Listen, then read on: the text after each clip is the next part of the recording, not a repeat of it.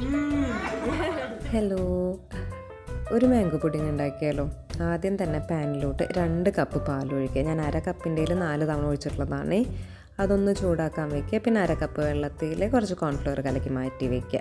പാൽ ചൂടായി വരുമ്പോൾ 4 ടേബിൾ സ്പൂൺ മിൽക്ക് മെയ്ഡും നേരത്തെ കലക്കി വെച്ചിട്ടുള്ള കോൺഫ്ലവറിൻ്റെ മിക്സും കൂടി ഇട്ടിട്ട് നല്ല പോലെ ഒന്ന് കുറുക്കി കൊടുക്കുക.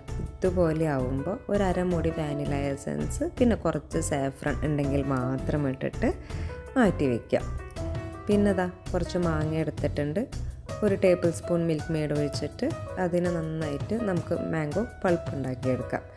ആ മാംഗോ പൾപ്പ് ഈ ഒരു കൺസിസ്റ്റൻസിയിൽ നമുക്ക് കിട്ടണം. പിന്നെ ഇത് നമ്മൾ 4 ബൗളാണ് എടുത്തിട്ടുള്ളത്. കാരണം എൻ്റെ പുഡിംഗ് ട്രേ കാണാനില്ല. അപ്പോൾ അതിലോട്ട് നമ്മൾ ഈ അരി കട്ട് ചെയ്ത് വെച്ചിട്ടുള്ള ബ്രെഡ് എടുത്ത് വയ്ക്കുക. പിന്നെ നമ്മൾ ആദ്യം ഉണ്ടാക്കി വെച്ചിട്ടുള്ള പാലിൻ്റെ മിക്സ് ഉണ്ടല്ലോ, അതൊഴിച്ചിട്ട് നമ്മൾ ബ്രെഡിനെ നല്ലോണം അതിൽ സോക്ക് ചെയ്ത് കൊടുക്കുക.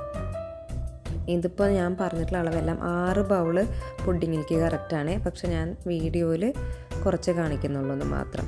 ഇന്നത് സോക്ക് ചെയ്ത് വരുമ്പോൾ അതിൻ്റെ മുകളിലോട്ട് നമ്മൾ ഉണ്ടാക്കി വെച്ചിട്ടുള്ള മാംഗോ പൾപ്പ് ഇട്ട് കൊടുക്കുക.